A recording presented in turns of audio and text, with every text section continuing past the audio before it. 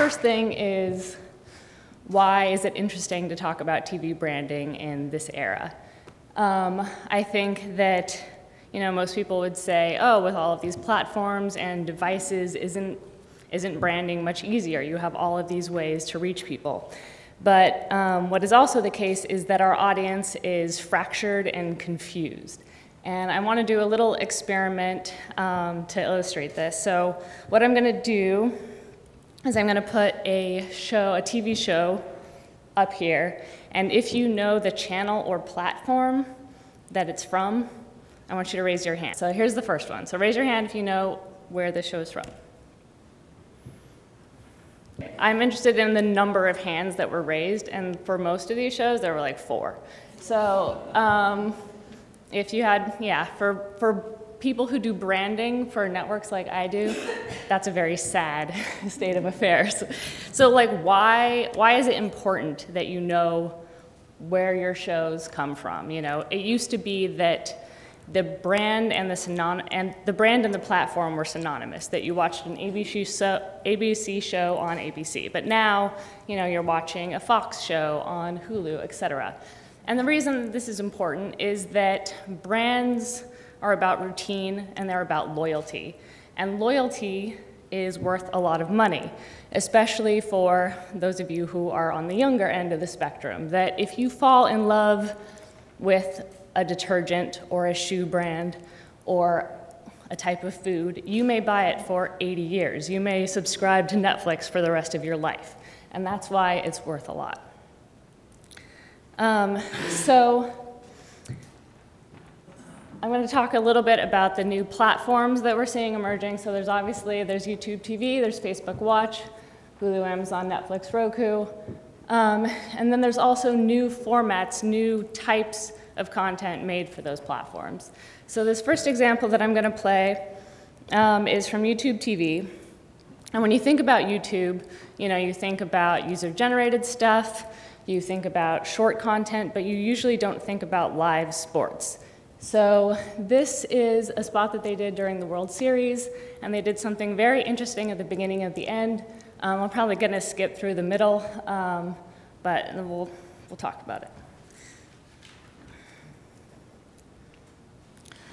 All right, so the way that this show works is that if it is 10:30 on Saturday in real time, there will be a post in Facebook for this show, and where it's also 10:30 on Saturday.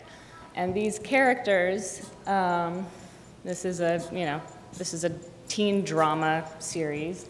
So like, she is looking at someone else's social media feed, and these people are castmates, but they're also like real people with their own social media accounts. So there's this blending of real world and fictional world all wrapped together. And so when you see these little bits of a show, part of the drama and part of the clues of the plot are like, who's commenting on which post, which people are tagged in that post, when is it shared. And they're even going so far as, if there is an actual concert that's happening in Austin, they will take the castmates, they'll post about it, and then they'll actually attend the concert where you can also go. So things that are happening in the real world also happen in the show simultaneously.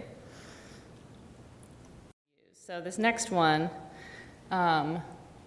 first of all, can anyone say, just by looking at this slide, what TV brand is associated with this look? Does anyone know? That's not Steve? Okay. Yes, so this is Viceland. The second approach, I feel like, is a response to the digital age. There's definitely a movement for, anti-Photoshop, anti-filter.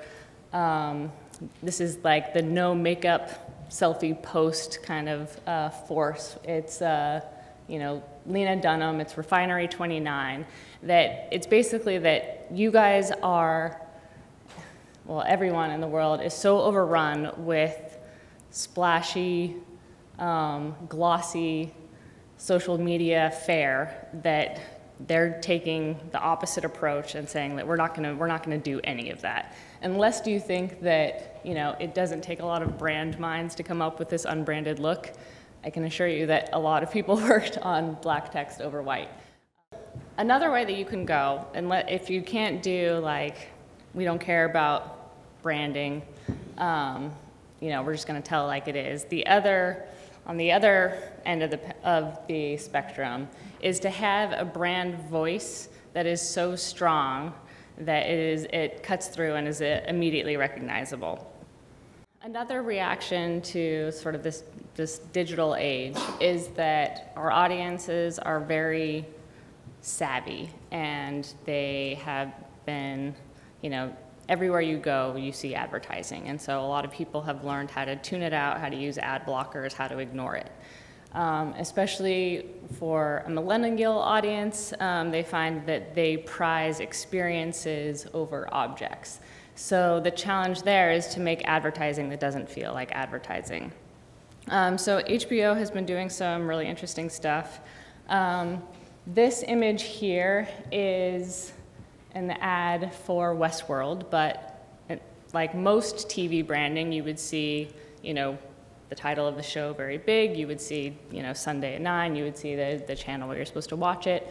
But instead, they decided to take out ads in the travel section of the newspaper and to promote it like you would a high-end resort.